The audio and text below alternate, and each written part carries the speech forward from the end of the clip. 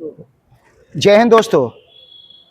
दोस्तों, अगर आप बीमार हैं और आपके पास पैसे नहीं हैं, आप उत्तर प्रदेश के नागरिक हैं, तो आप सबसे पहले सरकारी स्वास्थ्य महकमे का ध्यान करेंगे और वहीं पर पहुंचकर अपना उपचार कराएंगे।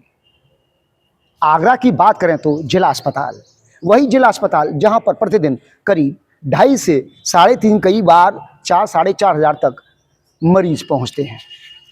उनका उपचार करने के लिए सरकार की बड़ी जिम्मेदारी बन जाती है कि उनका उपचार करें। लेकिन बीते 2-2.5 साल से यह जिला अस्पताल लगातार चर्चाओं और सुर्खियों में रहा है। कभी गंदगी को लेकर, कभी बाहरी दवाइयों को डॉक्टर्स द्वारा प्रिस्क्रिप्शन किए जाने को लेकर, कभी जो यहाँ के सीएमएस हैं, जो कि अब वर्तमान में वो स्वास्थ्य विभाग के निदेशक भी हैं, उनके मातहतों, उनके चहेतों द्वारा तमाम कार्य किए जाने को लेकर और कर्मचारियों के शोषण को लेकर, भ्रष्टाचार को लेकर, और जो यहाँ पर मरीजों को जो खाना दिया जाता है उसको लेकर भी तमाम चर्चाएं हुई हैं, तमाम आरोप लगे हैं।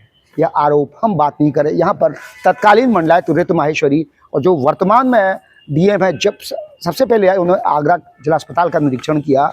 डिप्टी सीएम यहाँ पर निरीक्षण कर चुके, जो कि खुद स्वास्थ्य मंत्री हैं। इसके साथ ही तमाम अधिकारी मंत्री यहाँ पर विजिट कर चुके हैं, इसको लेकर तल्ख टिप्पणी भी कर चुके हैं और उन्होंने खुद पर्चा उन्होंने देखा है कि किस तरीके से बाहर की दवाइयाँ लिखी जाती हैं।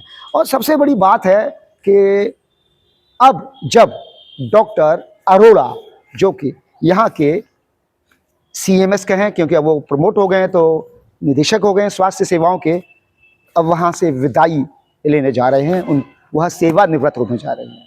तो जब हमने उनसे पूछा कि आपने 2 साल के अंदर क्या किया है, तो उन्होंने बहुत सारी उपलब्धियां बताई और कहा कि यहाँ पर डीएनबी जैसा कोर्स शुरू किया गया है, जो बड़ी उपलब्धि है। लेकिन जब हमने उनसे पूछा कि यहाँ पर आज भी डॉक्टर्स बाहर की दवाइयाँ लिखते हैं, बाहरी लोग यहाँ पर मरीजों को दवाइयाँ लिखते हैं, वार्ड बॉय भी दिखाई नहीं देता, दवाइयों की किल्लत रहती है, और जो मरीज यहाँ पर आते हैं मेडिकल बनवाते हैं, चाहे वो प्रवेश को लेकर हो, चाहे लीगल मेडिको हो, वहाँ पर भी तमाम धांधलियाँ होती हैं, आरोप लगते रहे।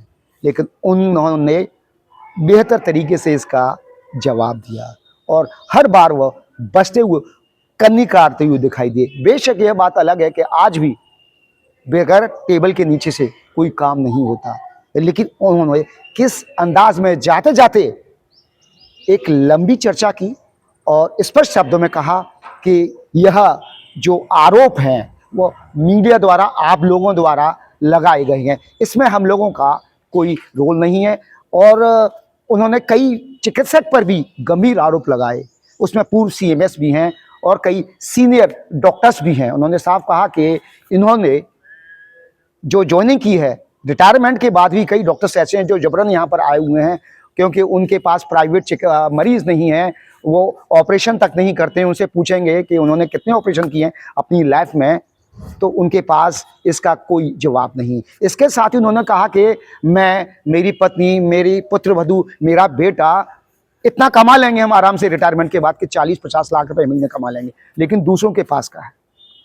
बहुत बड़ी बात उन्होंने यह कह दी है और गंभीर आरोप लगा है कि आज चिकित्सकों पर, जो कि सीनियर हैं, जिला अस्पताल में आते हैं, मरीजों को नहीं देखते हैं, ऑपरेशन नहीं करते हैं, अपने कमरे में कैद रहते हैं, कब आते हैं कब जाते हैं। कई चिकित्सक तो आते भी नहीं है, उपस्थिति भी इकट्ठी कर जाती है।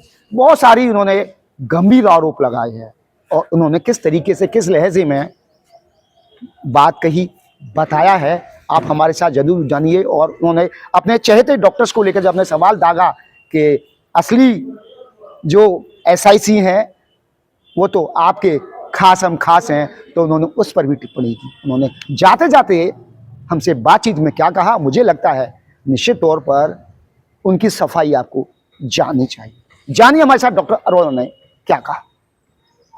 परिवर्तन समाज का नियम है जी, उसमें हमारा अस्पताल एनक्वास सर्टिफाई हो गया 2 साल में, मेरे कार्यकाल में। जी जी जो कि सरकार हमेशा पीछे पड़ी रहती थी कि एनक्वास सर्टिफाई होना चाहिए। जी तो हमारा हॉस्पिटल एनक्वास सर्टिफाइड है इस समय। जी जी जी एनक्वास का मतलब होता है क्वालिटी, यहाँ जी पे जी जी सर्टिफाइड है। जी जी दूसरा, यहाँ पे आभा से पर्चे बनने लगे हैं। जी पहले भी कल का बनते थे, जी अब 50, 60, 70% तक आभा से पर्चे बन रहे हैं। जी जी जी आभा से ही रिलेटेड एक और चीज़ है, जैसे कि LIS मॉड्यूल, जी। जो कि लैब रिपोर्ट जो है वो पेशेंट के पास जाने लगी है। जी जी ये बहुत बड़ा एडवांटेज मरीज को मिला है। बिल्कुल जी और आभा, LIS, एनक्वास टीचिंग इंस्टीट्यूट बन जी चुका है ये अब। जी जी जी यहाँ पे DNB की शुरुआत पूर्व में मेरे पूर्व SIC कर गए थे, जी, पर जी। एडमिशन नहीं हुए थे। जी जी जी जी पर मेरे आने के बाद 4 स्टूडेंट्स का एडमिशन हुआ है यहाँ पे, जी, जो जी। कि कंटिन्यूस चल रहा है स्टडी ले रहे हैं, जी कर जी रहे हैं यहाँ पर। जी जी और पहले मुझे लगता था कि यहाँ पे टीचिंग कैसे हो सकती है, जी। क्योंकि यहाँ पे बहुत अच्छे जी काम इतना ज़्यादा बड़े लेवल का नहीं होता है कि पढ़ाई हो जी सके। जी जी जी पर अब मुझे उनसे ही फीडबैक मिला है कि हम काफ़ी सेटिस्फाइड हैं, जी जी और हमें वो सीखने को मिला है जो कि मेडिकल कॉलेज में मिलता है। जी जी जी क्योंकि patient number of patient input बहुत ज़्यादा बहुत है। ज़्यादा डॉक्टर जो है पेशेंट से ही सीखता है। जी जी जी जी पढ़ाने वाले जितने भी हों उससे कोई ज़्यादा फर्क नहीं पड़ता, क्योंकि पढ़ना अपने आप होता है मेडिकल में, जी और पेशेंट के ऊपर पढ़ना होता है। जी जी तो इसलिए मरीजों से उनको काफ़ी लाभ, ज़्यादा नंबर ऑफ पेशेंट होने से हमारे डॉक्टर्स को जो DNB कर रहे हैं जी जी फ़ायदा हुआ है। सर, आप ही के कार्यकाल के बीच में कई बार मुआयने कई अधिकारियों ने किए। पूर्व मंडलायुक्त ऋतु माहेश्वरी ने की, तत्कालीन कमिश्नर साहब आए, सबसे पहले उन्होंने निरीक्षण किया। हाँ जी। DM कर चुके हैं, खुद डिप्टी CM वो स्वास्थ्य मंत्री कर चुके हैं। तमाम कमियां पाई गई। आपको उसको जो निरीक्षण किया गया उसके बाद क्या परिवर्तन हुआ, तो उसको थोड़ा आप दर्शा लेंगे आप? परिवर्तन देखिए, कमियां हमें बहुत ज़्यादा नहीं गिनाई, आप लोगों ने कमियां गिनाई। जी जी हम लोगों ने जो हमें ऑर्डर ऊपर से आए जी उसमें बहुत ज़्यादा कमियां नहीं दिखाई दी, जी जी जी और जो भी छोटी मोटी कमियां थी वो पूरी कर दी गई। जी जी जी अब कई बार शिकायत सबसे अधिक रहती है कि मंत्री जी के सामने भी बात उठी, महिला ऋतु माहेश्वरी साहब भी, कि जो डॉक्टर्स हैं वो बाहर की दवाइयाँ लिखते हैं। हाँ हाँ। तो उस पर आज आप, क्योंकि आप रिटायर होने को हैं सर, है ना, तो किस नज़रिए से देखते हैं कि इस पर क्या लगाम लगा पाए हैं आप? काफ़ी कुछ किया है पर पूरा नहीं हो पाया है। जी जी जी काफ़ी कुछ कोशिश की है।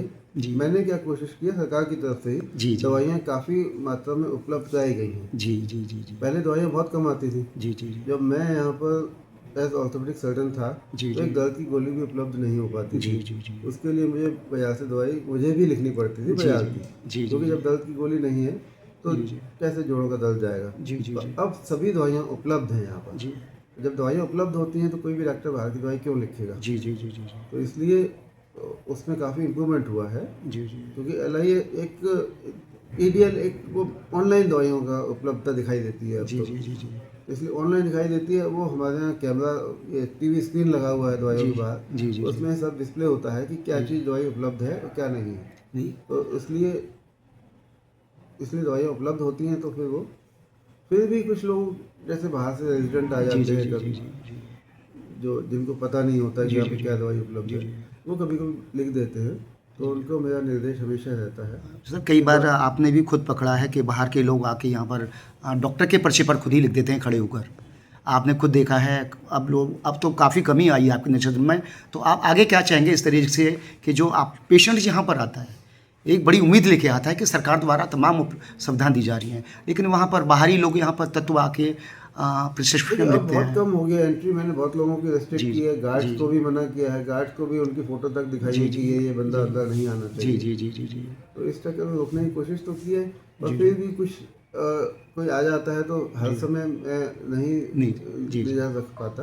पर कभी मेरे को कोई शिकायत मिलती है तो मैं उन्हें रोक देता हूँ। सर, वार्ड बॉय की कई बार शिकायत रहती है, वार्ड बॉय उपलब्ध नहीं रहते हैं, चाहे डिप्टी CM हो, ऋतु माहेश्वरी मंडलायुक्त हों तत्कालीन, या कोई अन्य विजिट का अधिकारियों की रही हो, ये रहा है। और तो अब पीछे आप देखेंगे वार्ड के अंदर वहाँ दारू की बोतलें भी कई बार देखने को मिलती हैं। डीएम ने खुद ये संज्ञान लिया है, तो इसको लेकर भी थोड़ा कुछ बोलेंगे सर, जिससे कि आने वाले जो भी अधिकारी हैं आपकी सीट पर उसको लेकर। देखिए दारू की बोतलें नहीं मिलना तो मैंने नहीं देखा है जी किसी जी को दारू की जी बोतल मिली है यहाँ पे। जी जी जी कोई एक आध कोई जानबूझ के डाल देता है, वो जी, जब जी। कोई विजिट होती है तो जानबूझ के डाल देता है, जी जी जी वो अलग चीज़ होती है। जी जी जी पर सफाई जो व्यवस्था है जी जी वो मेरे द्वारा कंट्रोल बहुत ज़्यादा नहीं है। जी जी जी वो ऑल ग्लोबल सर्विस एक वो है प्राइवेट एजेंसी जी, है जी। जिसको कि सरकार ने मनोनीत किया हुआ है। जी जी जी उसमें जितने कर्मचारी होने चाहिए जी, जी। उतने कर्मचारी कभी भी पूरे नहीं रहे हैं। जी जी जी जी तो वो फिर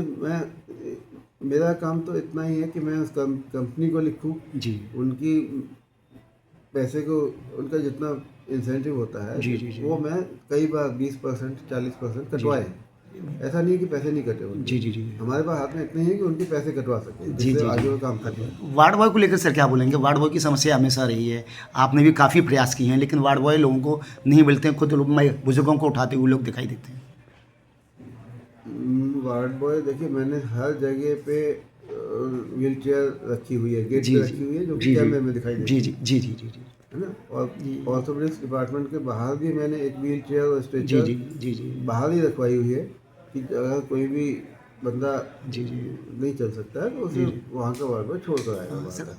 फिर भी कुछ लोगों की आदत होती है जी जी जी कि वो अपने किसी का एहसान नहीं लेना चाहते, जी जी किसी जी का जी जो वो सोचते हैं बहादुर बनना चाहते जी हैं जी कि जी मैं तो चला जाऊँगा, मेरे को नहीं जरूरत है। जी।